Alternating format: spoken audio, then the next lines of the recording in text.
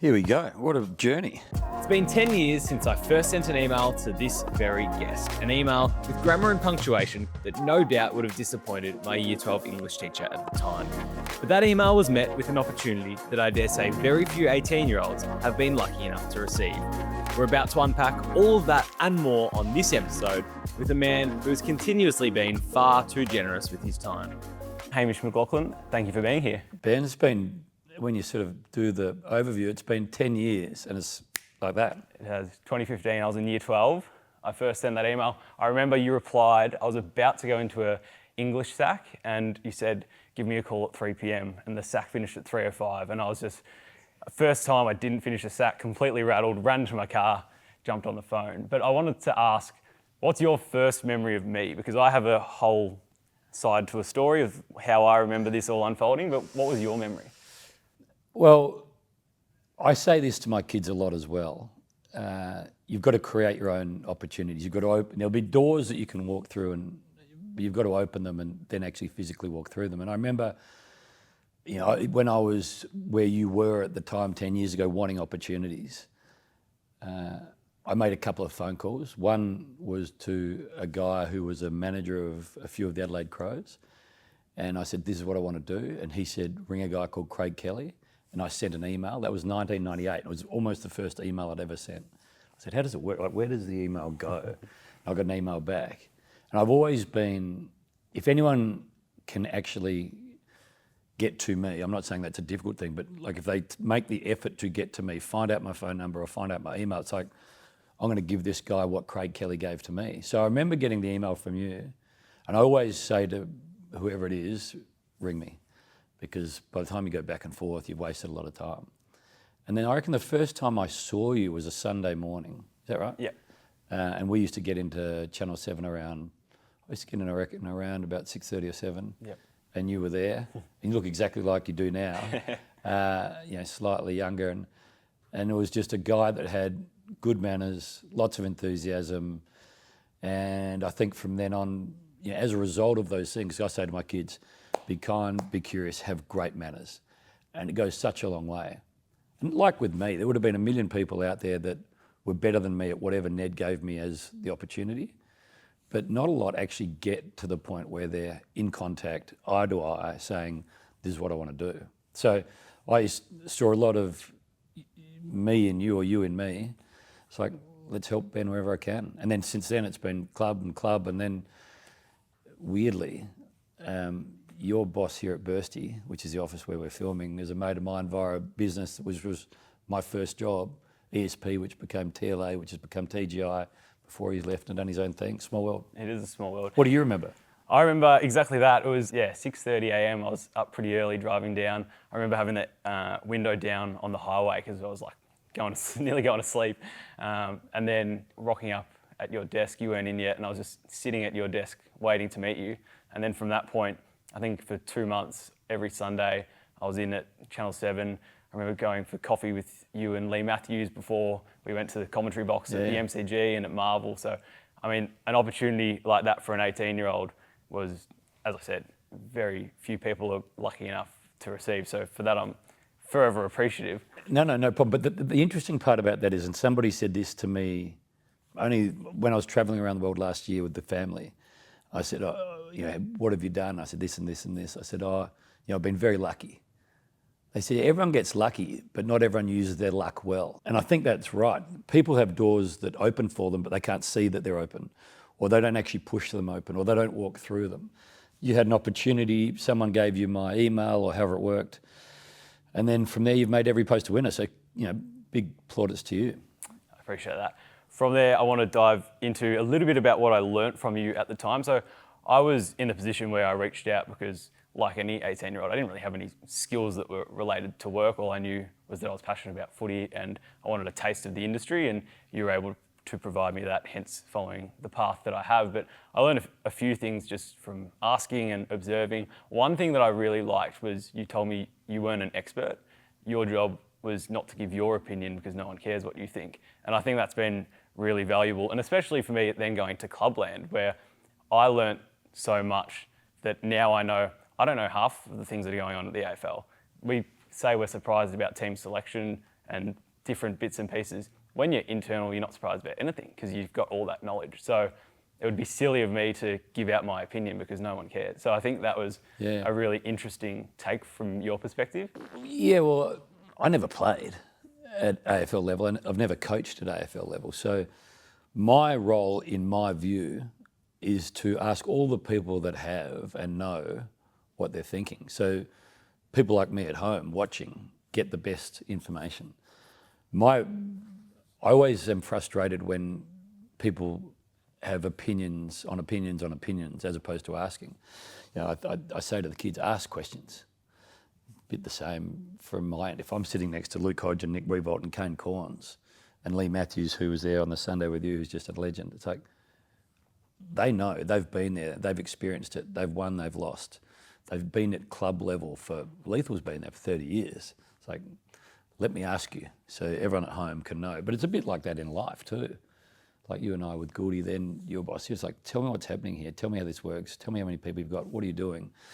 And you know, whether you're reading or listening or asking, you know, you're learning. If you're always talking, it's hard to learn. It's very true. The second point that I took away among many was we went down and you grabbed lunch and you knew every single person's name in this cafe, and you've always known everyone's name and your ability to remember the names as well. I know at Melbourne you obviously knew me, but then you knew all the staff as well. Yeah. What's your trick? Because it's a really important life skill, I think, to know people's names. I'm not sure whether I know the answer to that because my wife asks me the same thing. But I think being interested in people and using their names is something that if I see Ben Gibson, I'll say to my wife, so if this is Ben Gibson, we met through game day, ended up coming to us one night with Goody and all the Demons ahead of their premiership, and they did a bit of a campfire session. And so using names, I think, is a huge start.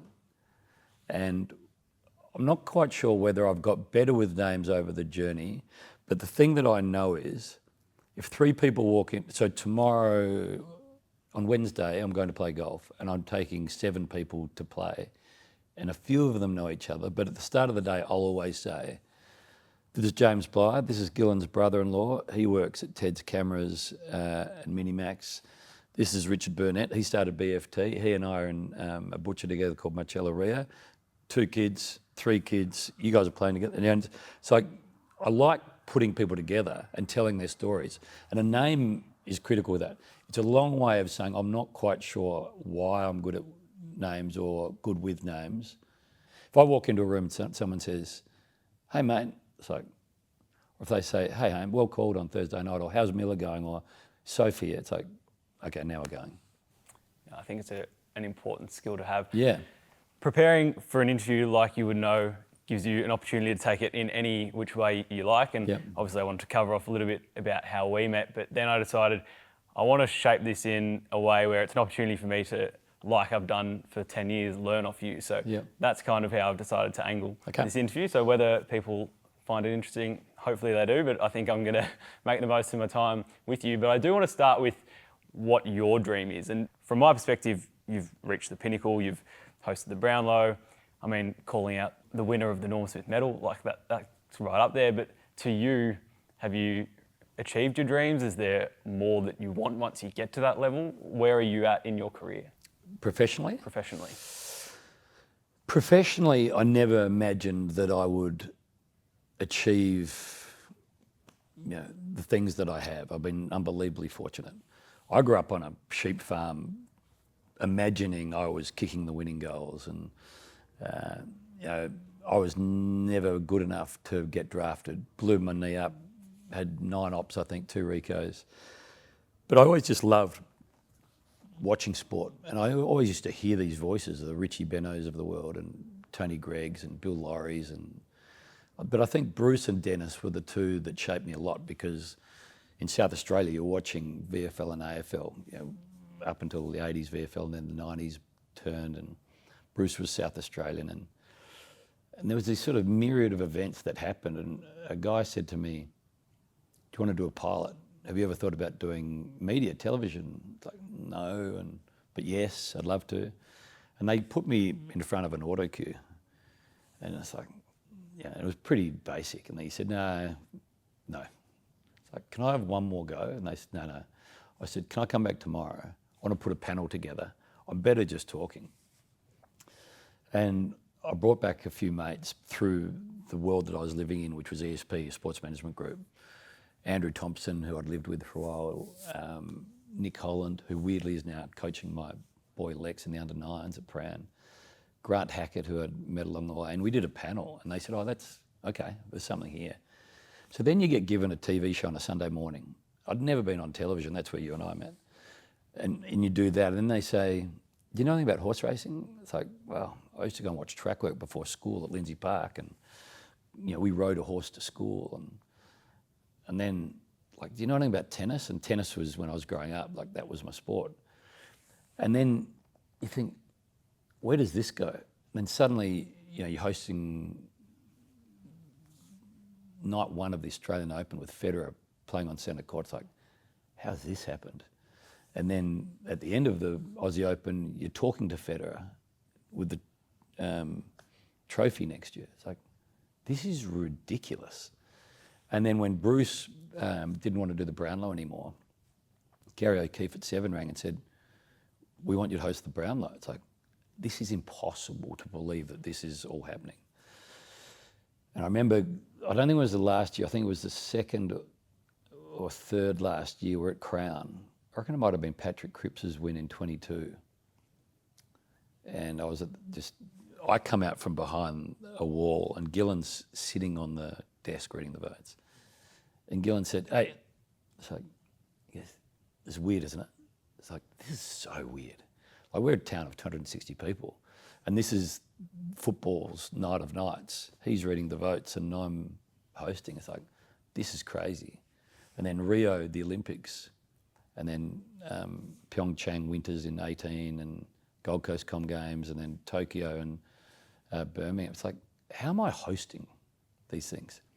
So your question is, where to next, I think. It's like, I'm not sure, but I've done everything and more that I ever thought was possible. The critical thing, though, Ben, for me is whatever I do, it's with great people, and I feel like I'm adding value. I don't want to call a game for the sake of calling a game, or I don't want to do things if people don't want me to be doing them. Because for me, I thrive in an environment where I think I can add or help. Unfiltered, which is a show, Chris Jones, who's the head of sport, said, I want you to do your own interview show. It's like, do you want to do it? It's like, what does it look like? And he said, what do you want it to look like? And this is where he's a brilliant manager of people. It's like, you create the environment that you really want.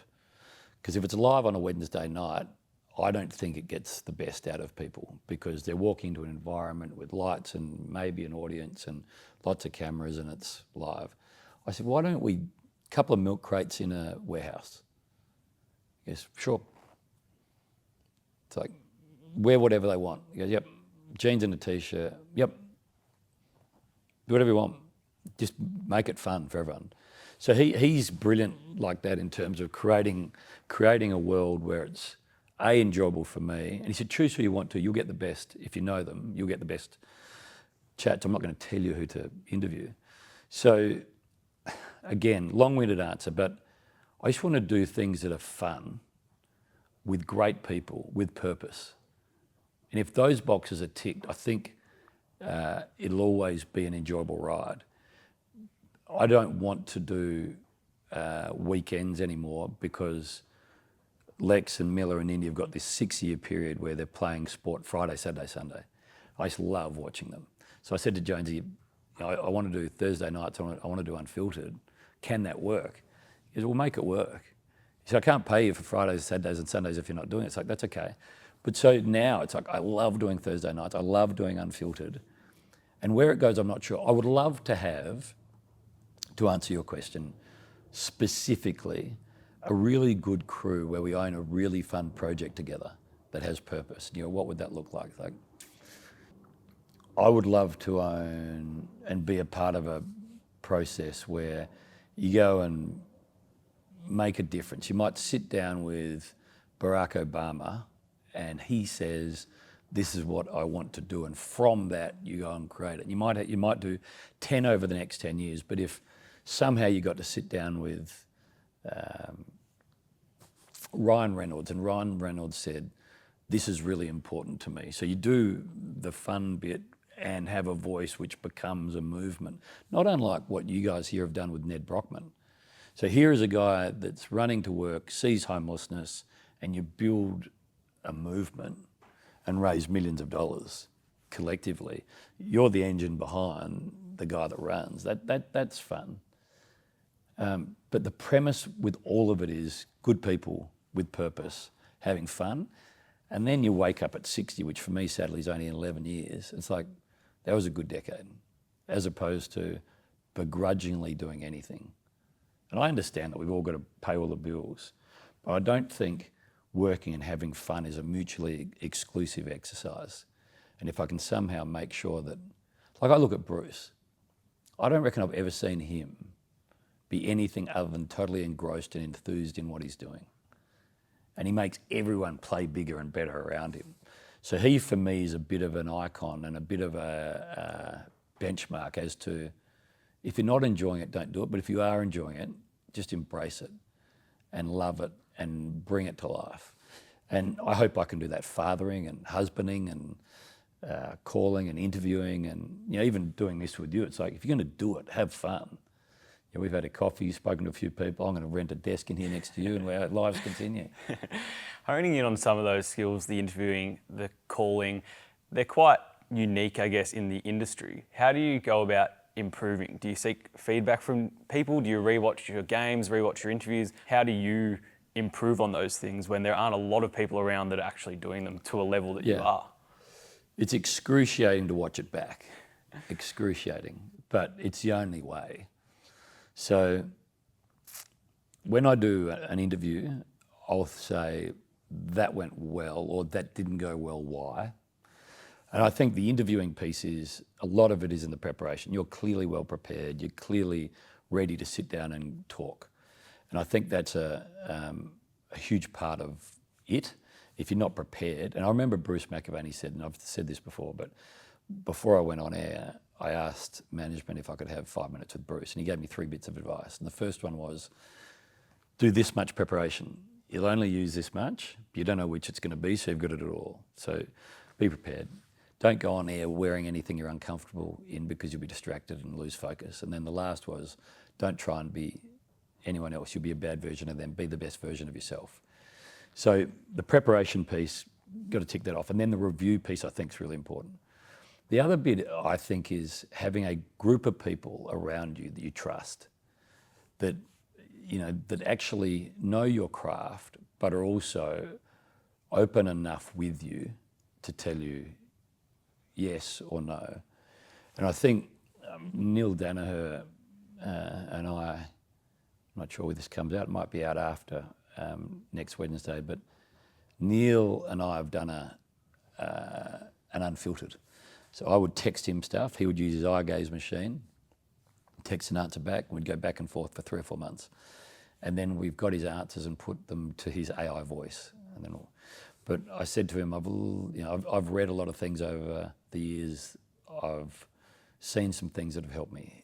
Comparison is a thief of joy is a huge one for me. What has resonated with you? And he gave me a few. And the one that I'm going to use to sort of help this answer a bit is, better to be slapped with the truth than kissed with a lie. And you need a few people that will say, you're not working hard enough, or you're flat, or I reckon you've got to do that again. And if you trust the people, they're always right. You can't begrudge them, because it's going to create a better product. I say to Dan Edwards, who's our producer on Thursday night, and he's like, tell me right then and there if I'm flat or down or over the top or sounding less than, and he's really good at it. He goes, good call, you're flat, or it's like, great, thanks. So you need the people that know. But I also think it's got to be a tight circle. If I go out and people say, because you've got to take it both ways. You can't get too excited if people are telling you you're flying, but you also can't get too flat if people are telling you you're going horrifically. You need a circle that you trust. People are going, I reckon you're off today. It's like, okay, well, I was then. But if you don't, if that person is not in the group, it's hard to know whether they're right or not. But if you rang me and said, I've just been watching it, I think these things, like, I trust Ben. He's watched a lot of media, watched a lot of interviews, listened to a lot of calls, like, he's right. But if it's a guy that's angry because their team has lost and he's just... Social media. Yeah. Social media is a fascinating discussion in itself. I don't know whether we'll get there, but I'm not strong enough to be out there looking. And I also don't really want to be sat down on my ass so often that I don't want to go to work. I know that there's negativity, but I don't need to read it. Because if there was, so say with an unfiltered, 7 posted all, I'm sure the bulk of the commentary on a Justin Kazitsky or a Neil Danaher or a Craig McRae, people would be enjoying it. I only see the ones that, so I can't look. If somebody says, Hamish is shit, that's all I see amongst, if there's 100 and there's 3 that say that, I only see the 3. So it's like, don't go there. I often say, and I think you and I did some stuff with the Melbourne boys, helping them with different things. I said, there's doors in your life that you can choose to walk through. That one's to friends and family. That one's to all the music you love listening to. That one's all the movies you love. They're the great books. That's fitness and health. That's mindfulness. That door there is sharks and alligators and snakes and drugs and whatever it is that is negative in your life. Do not open that door. For me, that social media is in there. I use social to read about clubs. I just don't go through that door because I don't like opening up that world. Yeah, it is very fair. No different to a player, an athlete. You're not going to be happy with your performance every single time you do an interview or commentate a game. Do you walk away frustrated often with your own performance? Always. So you and I have been speaking for 20 minutes. I've given some terrible answers and tripped on words. It's like, why am I not, better? But I say this to Miller and Indy and Lex, my 3 kids. I said, you'll make mistakes every single day of your life. But if you continue to dwell on them, you can actually never walk freely. So as much as I'll be disappointed, I don't let it ruin my day, but I've never walked off thinking that was really, really like a perfect call. It was okay, but I think if you are a good judge, you'll know that it was good, or it was bad because, and you can fix it. But you can't let either of them dictate your day too much. It's like the wins and losses. I was dealing with doing an unfiltered with Paddy Dangerfield and Jeremy Cameron. Jez was on last week. Paddy will be ahead of his 350th. They like to walk into the club on Monday and have no one know whether they won or lost. It's a bit like that. Like, you can't get too flat, but you'll know if the worst is when you make a mistake. If I call Ben Gibson Brad Gibson, it's like, who is Brad Gibson? I went to school with Brad Gibson. It can happen. The other day, I called Tom Sparrow Tom Swallow. I know why, because at Mount Pleasant Primary School, Tom Swallow was there. So that's 30 years ago, more, 35 years ago. But I said, because Dan Edwards or Glenn Possitt just called Tom Sparrow Tom Swallow. It's like, seriously? I didn't know I'd done it. I know it's Tom Sparrow, but just address it like, I think your question was around... It's around the frustration of your own performance. So Bruce is great at this, and this is 100% what happens. You never ever are happy with what you said. All you can ever think of is, why didn't I say that? Or why didn't I ask this? Yeah. So that's the biggest piece. And I remember him saying that, and I didn't quite at the time know what he meant, but I'll walk away from this saying, why didn't I mention that or include him or, and that's the frustration. So, but to the rambling answer early, you can't let it annoy you where you don't enjoy the next part of your day or your week or your month. It's like, just learn from it. So I'll be sitting down with, who did I do this week? Tom Liberatore. And at the end of it, it's like, I didn't ask about, it's like, it was there. Yeah. Because I'm a bit like you prepare yourself and things go left or right. And I didn't ask about what he learnt from Tony. Yeah. I didn't ask about playing in Vietnam. It's like, what? Yeah. But the rest of it was really good. But all you do is you beat yourself up on the two pieces that you left out. Yeah. So to your point, or to your question, you have to do some good editing here. To your question, you're never happy. No.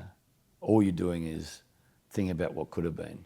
Yeah. But I've got better at letting the frustration disrupt.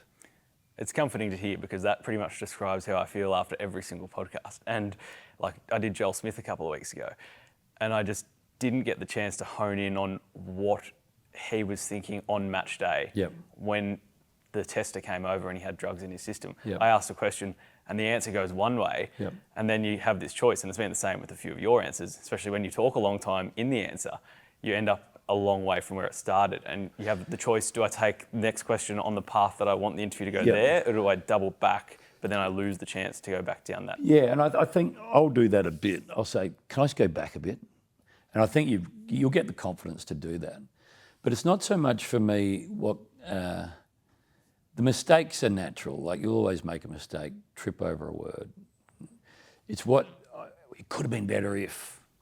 Yeah, that's the bit that annoys me most. Not that I tripped over seventh and, or I said something slightly clumsily. That's not the bit that annoys me as much as I wish I'd asked this or I should have said that. Missing the chance to get that response. Yeah, get the moment or get the response But if you live like that, you're always living a life of sort of frustration, which, and if my learnings are anything to go by, you're never going to produce something that's perfect, which means there's imperfections, which means you can choose one of two things: focus on the 95% that you're happy with, or dwell on the 5%. It's like, I'm not living like that. So how structured is an interview for you heading in? Obviously, I don't have notes here because I want to fully engage in the conversation. Are you heading into an unfiltered with, these are roughly the things I want to tick off, or have you got a whole list of... No, I think like you today. So it's like, I know Hamish's story, I know what I want to ask. But if he says to me that he set his farm on fire, we're going to go down a rabbit hole that I had no idea about. And I think that's where a really good interviewer is flexible and nimble. And I've done all this work, but I'm going to have to throw it out the window and go that way because he's just told me something that I didn't know or didn't anticipate. So I think you need a roadmap. You're going to start at A and try and get to Z. But if you have to turn hard right at L and circle back to B, that's fine. And I think life's like that. There's nothing that's actually ever quite binary. Growth, learnings, it's all got share price, house price. Hopefully, though, over time, whatever it is, you end up in a pretty good spot. But yeah, it's you hope that you're going to, like Cozzy's a good example.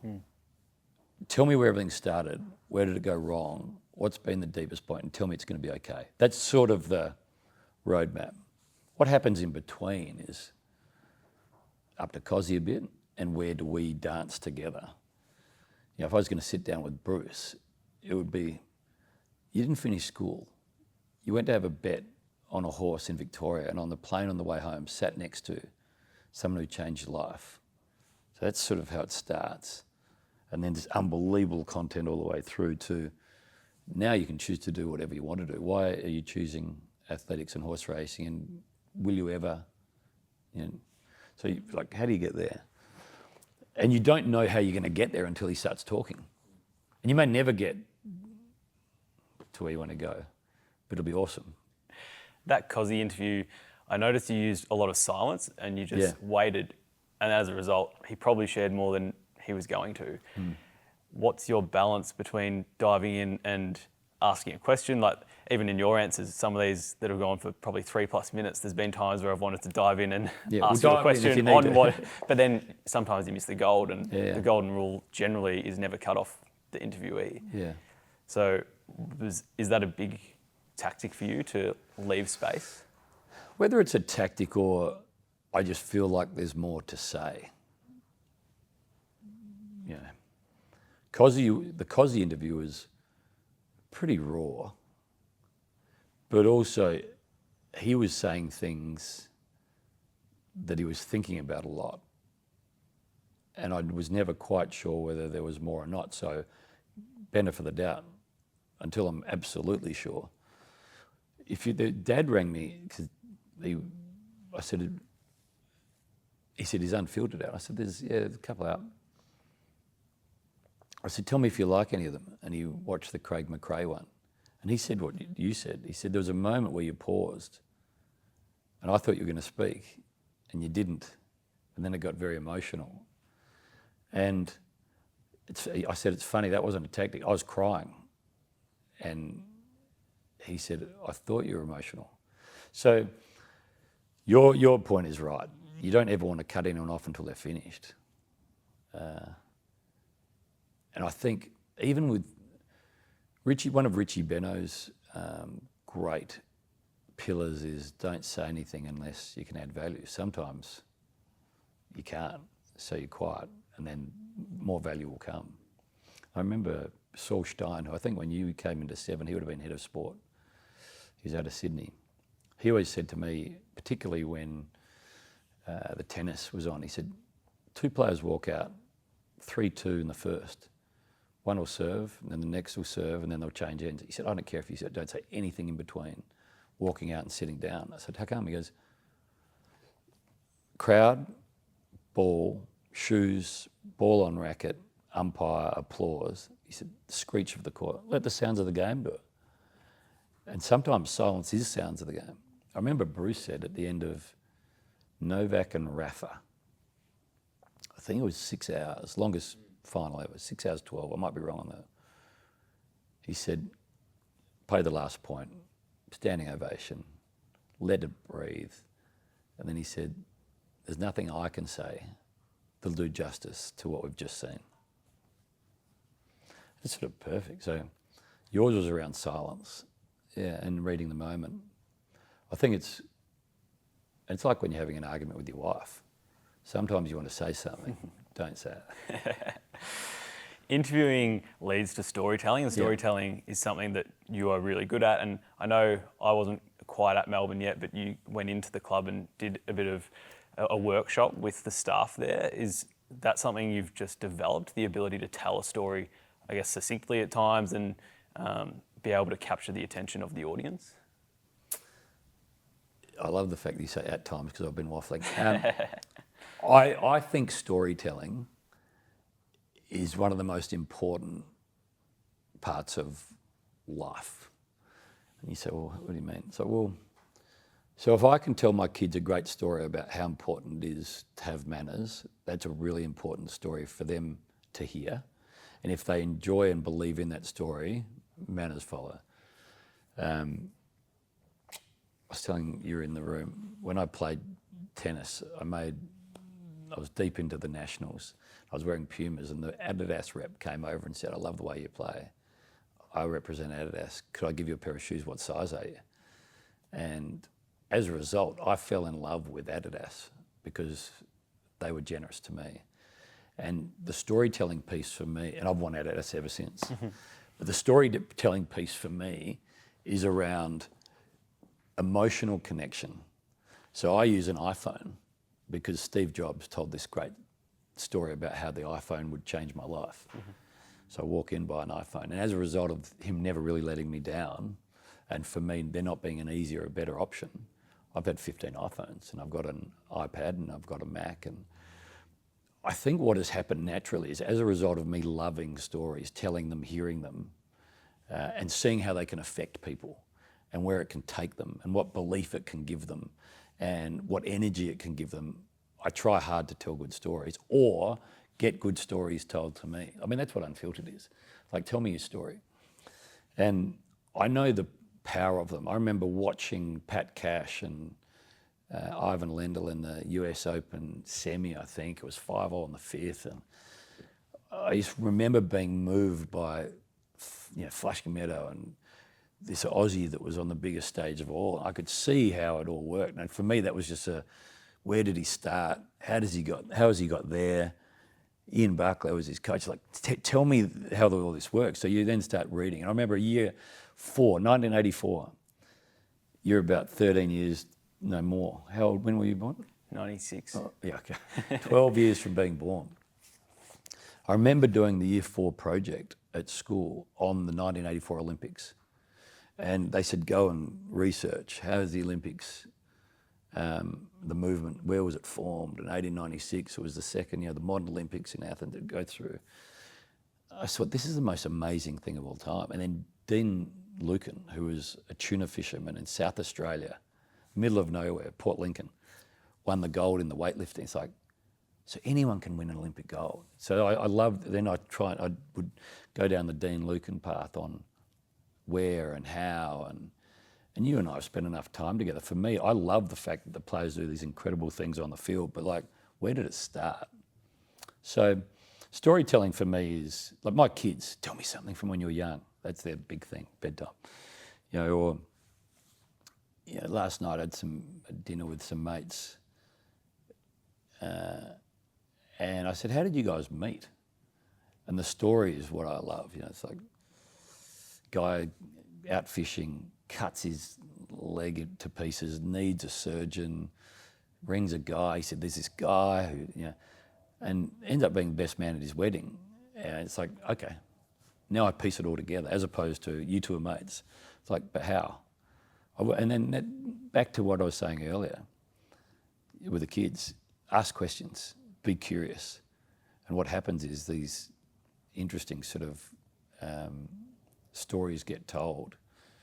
Like Lex, my 9-year-old, is a really good storyteller because I think he's interested in people, but he's also probably learnt from the father that it can be pretty powerful. So again, long rambling answer, but I really believe in sharing creates the emotional connection, and sharing your imperfections really creates an amazing emotional bond. Yeah, I mean, when you hear like Chankwath Jath's story, I did an Unfiltered with him last week. So, Sudanese parents, South Sudan and North Sudan have a civil war.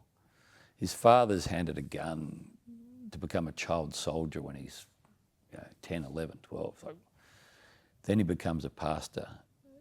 And then at some point, his wife has children, 3, and they decide that South Sudan is too dangerous a place to live.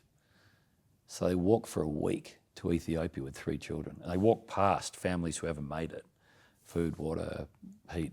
It's like, what? And they get to Ethiopia. And they go to a refugee camp. CJ is conceived and born in the refugee camp. And he grows up there until he's 6, just kicking a balloon wrapped in cloth. And then the family flies to Australia with no English. He's watching Night at the Museum on the in-flight. It's like, doesn't understand any English, but he remembers them. And I think he's thinking, how are the people in there, in the TV screen, because he's never seen TV. They land in, I think, Dandenong, move to Morwell. Father's a pastor there. Never played football until he's 12. By the time he's 16, he gets a scholarship for football because his growth is, he's such a great athlete. Goes to Xavier, gets picked up by the Hawks, debuts in the snow. As a result of all that story, he's my favourite Hawk, but he's Lex, who's my 9-year-old's favourite Hawk. And Lex and he trade videos with each other. They've never met, but they trade video messages. Because I told CJ, he said, let's send a message to Lex. They're the stories that I think give it all, when I say all, life so much flavour. And I love unravelling them. So again, a 25-minute answer to why a story is important. I just think everyone's got one. Everyone's been born, and from there, all these different edits happen. Parents stay together or not. Parents stay alive or not. Get good education or not. Get beaten up or not. Choose drugs or don't. Choose to go left instead of right.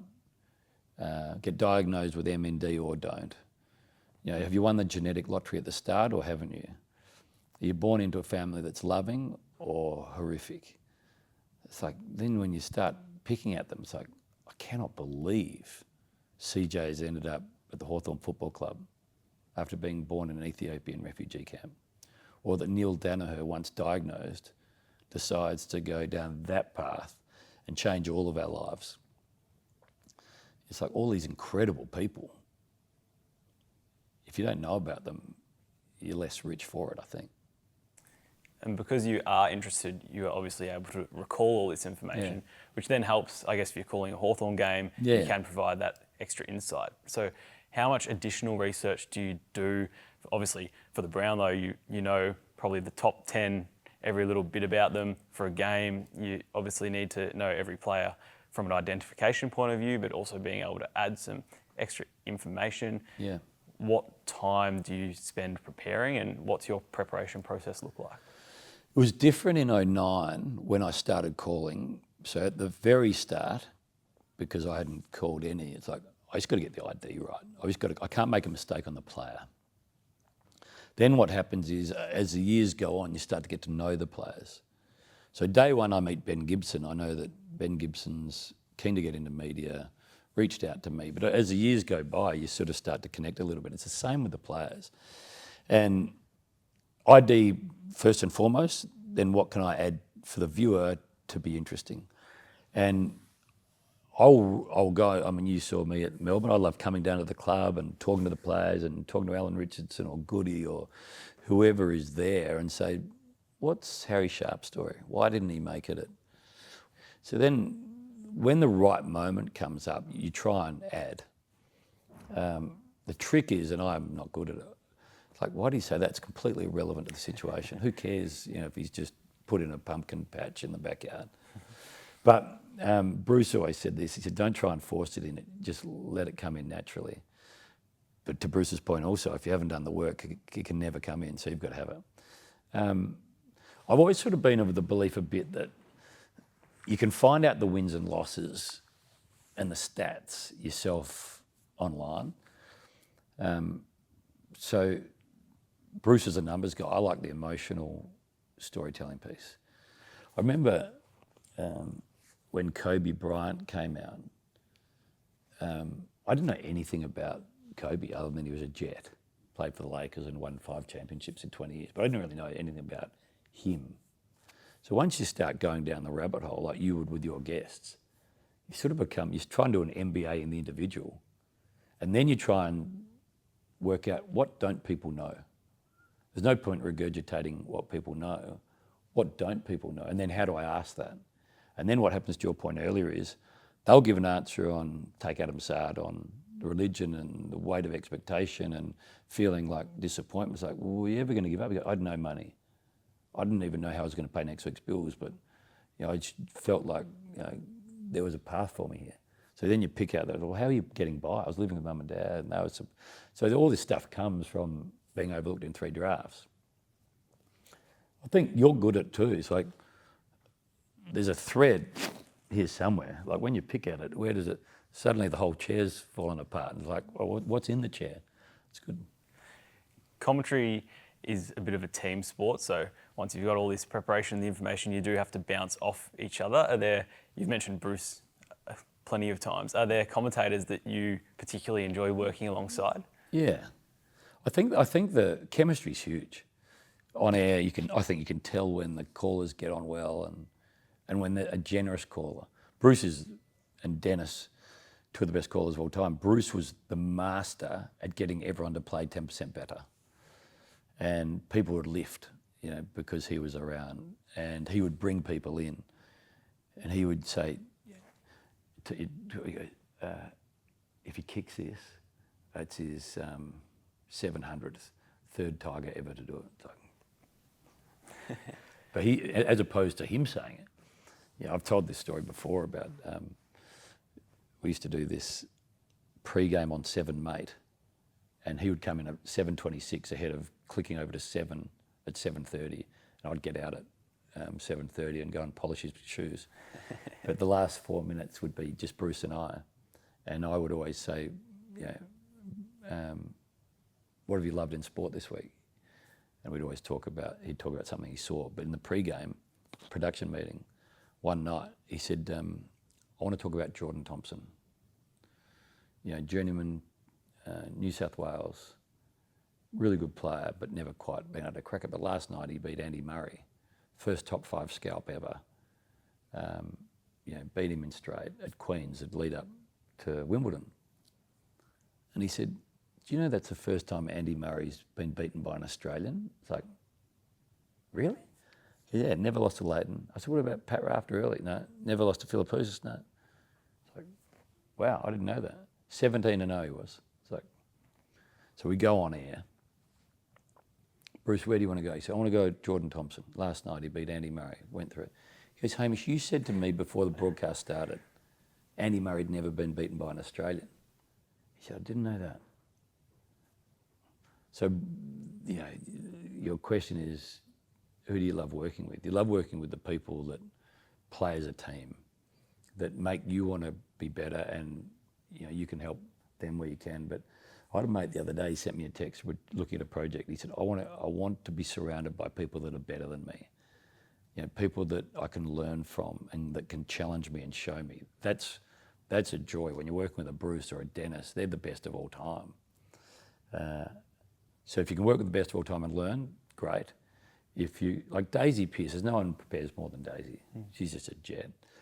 And there's all these people that are fun to work with, just nice, good people.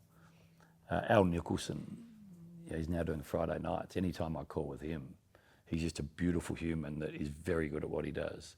Nick Revolt and Hodgin, Kane Corns and BT and I, Thursday nights, we're building this camaraderie in this team. And Nick sees the game brilliantly. Cornsy does stuff that I would never, ever go near. He's got this completely different approach. But what I learned from him is, if he's going to say something, he's done all the work. He never just shoots. It's like, I wouldn't say that. He's always sort of pretty close to right. It's not my area that he works in. But I just love working with people that are generous and well prepped, good at their craft, and that are nice, fun people. So you can work with a genius, but if they're not a nice person, or it's like, this is not good fun. So that's what, yeah. Luckily, there's none of those in my life. I want to show you, I've got a snippet here of a pretty funny piece of commentary. Before I hit it, is this out of bounds? Yeah. Man each other up here. In the end, Kelly, cool head. Heads for the boundary line. Not going to get there. Yes, it will. Skips over Simpson. That can't be. It can't be. It is. It can't be. It is. It can't It be. is. Boy, I reckon he tried harder to keep that in than kick it out. Top of the square, long ball, Wiedering front spot, big fish comes from behind, perfect result from his point of view. It is. Possible, hey. Let's have a look at this. It was on the other side of the goals. That can't be. It's So by your last time. it is, what are you thinking? Are you knowing that this is pure entertainment? Pure theatre. BT is the best. So if there's, on a Thursday night, if it even looks like it's going to be a melee, I might be in the middle of calling, or just been handed over, but it's like, he's the best at turning a melee into great theatre. So he genuinely thought, as I think we all did, I can't remember who kicked it, but it's like, he's under pressure, defensively, hoiking it out. Ball bounces hard right. So we're probably thinking it, but then he goes a bit like that thread. It's like, there's a thread here. And he's, the balance is, don't go too long,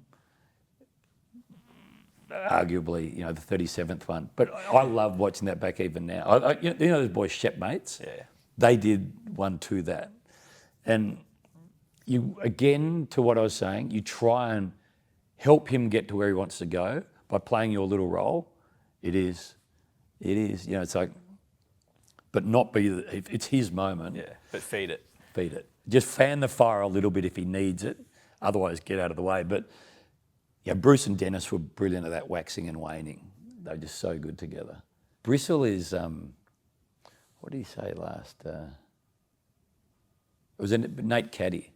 So he did 2 corns. So Kane was saying how much he loved Nate Caddy. And then Nate Caddy kicked the goal over his head.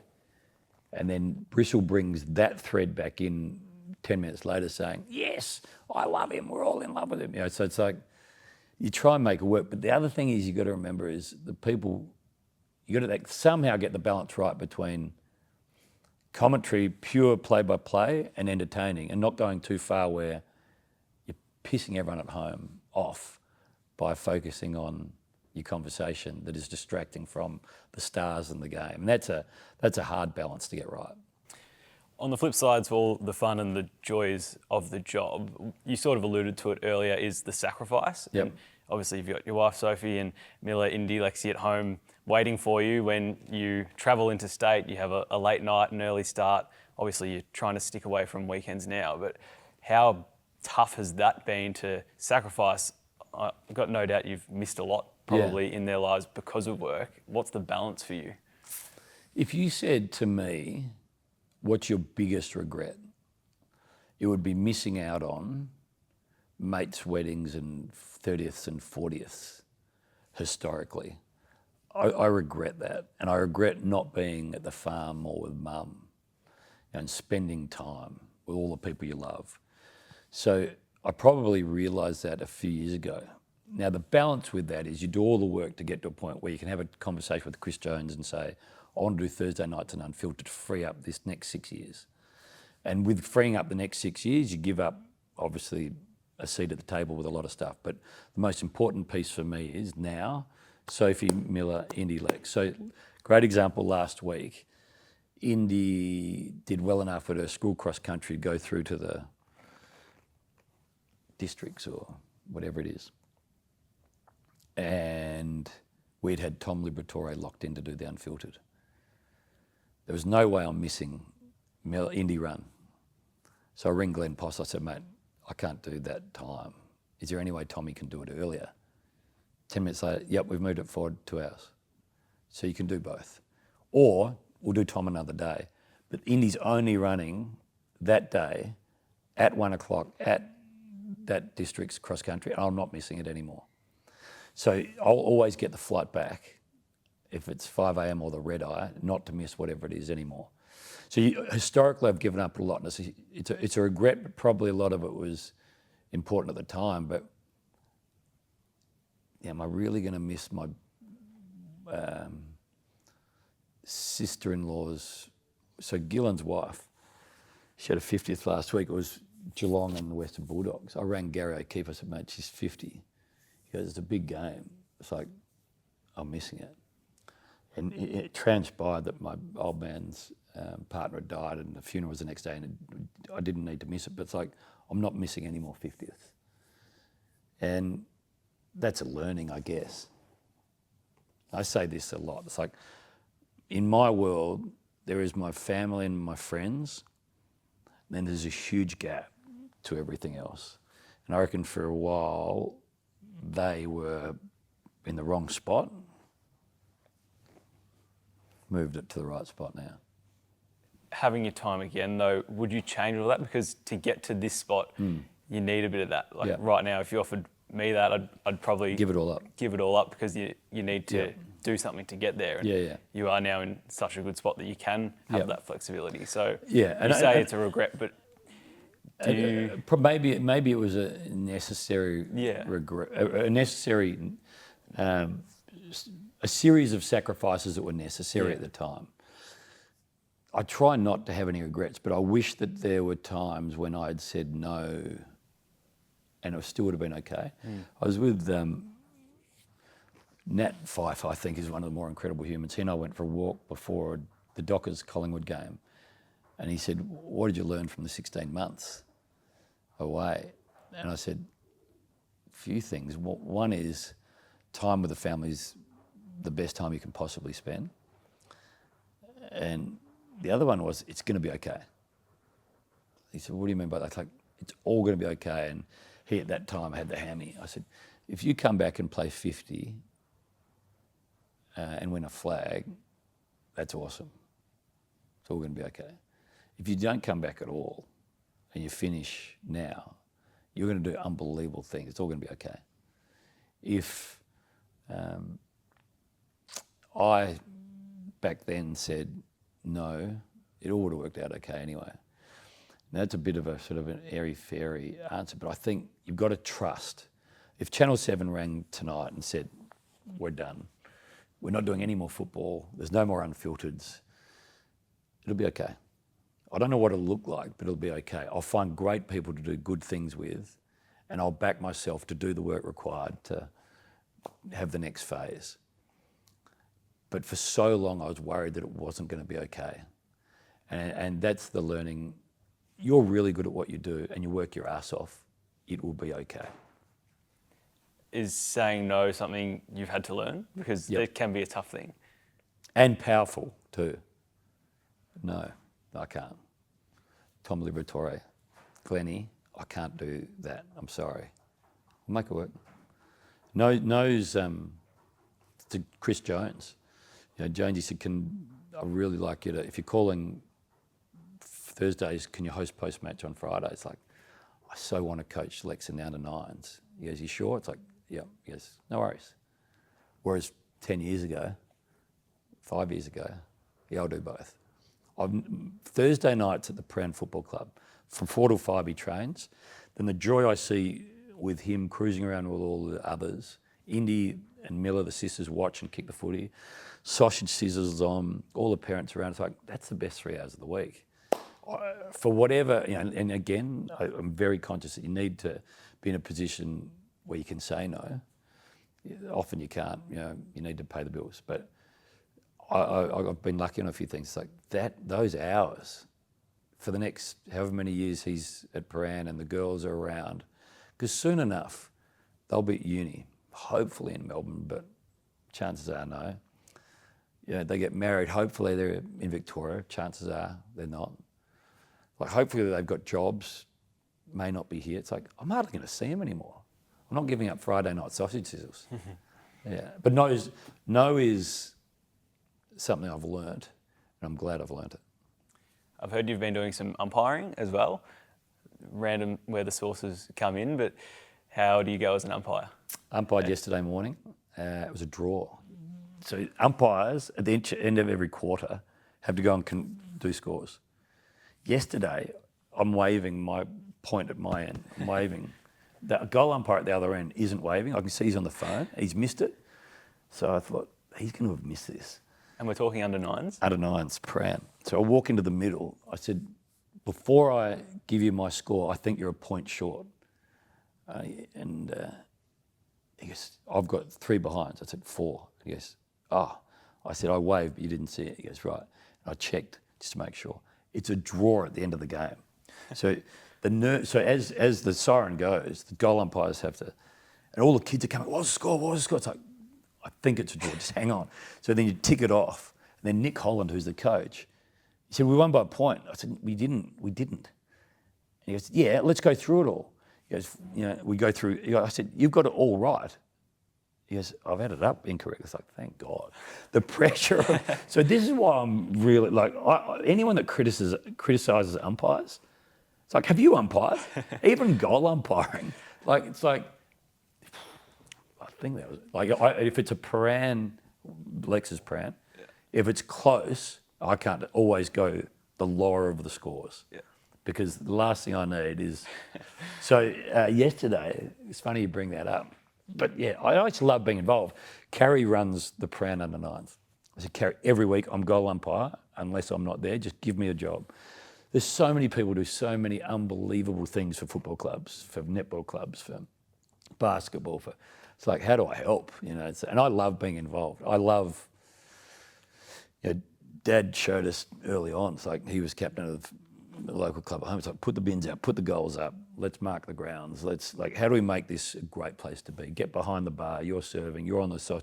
I remember vividly when Dad was running things at home, whether it's a fundraiser for the Lions Club, you're always on the barbecue. I always find myself now, it's like, it's like, can I do the barbecue? So I love, because it's just like everyone coming to you and anyway, I don't know, that was an umpiring question. I can relate to the umpiring. I actually did some goal umpiring in one of those hub games where it was 4 teams mixed together on a back park in Maroochydore, where the result didn't really matter because, North Melbourne players wearing Melbourne jumpers. But it was the most nervous I've ever been, I reckon. So when players umpires have been criticised by it, it's like, go out there and do it. And then it's like almost like they're deliberately trying to get it wrong. It's like they're making, I can't remember the number. I remember talking to Ray Chamberlain about this. Because a non-decision is a decision, right?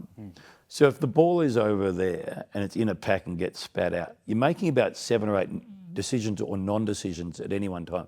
Did he get rid of it correctly? Was that over the shoulder? Did that play get him in the back? This is all happening, non-decision. It's like 10 or 20,000 decisions or non-decisions a game between them all. It's like they got 3 wrong. It's like, it's a good percentage.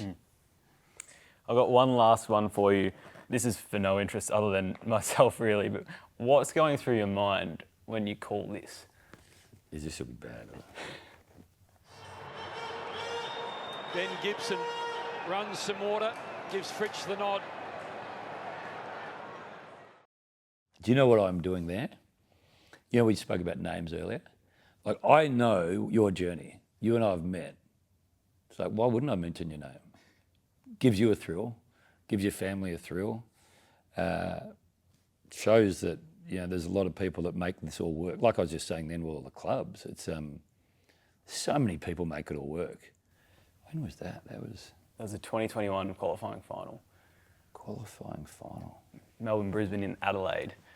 That's before Max goes berserk. He went berserk in the prelim. Yeah, so there were 70 people on a plane for the Melbourne hub. Adelaide would only allow 50 into the state. So the plane arrives, 50 people get off, 20 people keep going to Perth. We go into quarantine, I'm running waters and the only person doing media there because there's no staff. That's unbelievable. We get back on the plane the next day. So you're doing media and water. Yeah. You know what's interesting about that? So 4 or 5 years later, we're talking about it, and someone would have got a thrill out of that in the Gibson household, right? Yeah. And no one else gets offended by it. Like, whoa, So that can give 30, 70 people a smile. It's like massive tick. Takes no time. Adds to the story anyway. I heard a story the other day, which I loved, and it's sort of similar. So Sinatra always had this guy with him that was his, like in The Godfather, Robert Duvall plays the role of Tom Hagen. He's always got this guy. And he was this guy, and he always used to be outside the concerts and waiting, and fans were wanting photos and autographs. And Sinatra walked out and said the guy's name was Ben Gibson. He said, "Oh, Mr. Sinatra, Hamish is here. He's been waiting for hours. He's a huge fan. He's been wanting to go to a Sinatra concert all his life. He's been waiting for 6 hours to meet you and get an autograph." He said, "Oh, terrific." And he was the last guy. Everyone else is gone. And car waiting for Sinatra to get into. And Sinatra has a chat. And then he takes off his cufflinks. He says, "Have these." And Hamish disappears, couldn't believe his luck. And then Ben Gibson, Frank's guy, said, getting into the car, and they're sitting there, he said, "You love those cufflinks?" He goes, "Yeah, a pair of cufflinks. When I die, they just go into a bowl and never get thought about again." He said, "They'll go from family to family to family. And there's a story with those cufflinks forever now. That's much more value than I'll ever get out of them." And it's a bit the same, like mention Ben Gibson quickly, or take the odds kicker out into the middle of the ground and meet a few players before the game, which I'm not allowed to do, but I always do I did when I was doing the odds kicker. Or in the lift, half time going back up, it's like, see your kid, you want to come and watch from the commentary box? Channel 7 go berserk. It's like, you can't do that, the AFL. But it's like, that's the joy of being able to put a smile on a face. Or, when you and I always saw each other on the grounds, there'd always be balls and stuff around. Melbourne would be kicking balls and they'd be in the, and the kids say, you'd see the kid, it's like you throw the ball into the crowd and the kid would get the ball, it's like, "I need it back." But 5 minutes, smelling the ball, kicking it, throw it back. It's like, they're tiny things.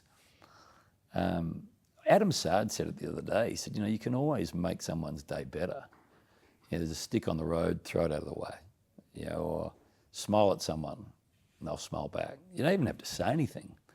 If Revolt or Corns and I are sitting on the side of the ground waiting in an ad break, it's like, give the guy the microphone in the crowd, get him to have a photo with the microphone, and it's like just thinking of others. I say to the kids all the time, think about someone else other than yourself. It's amazing how quickly you can make someone's day.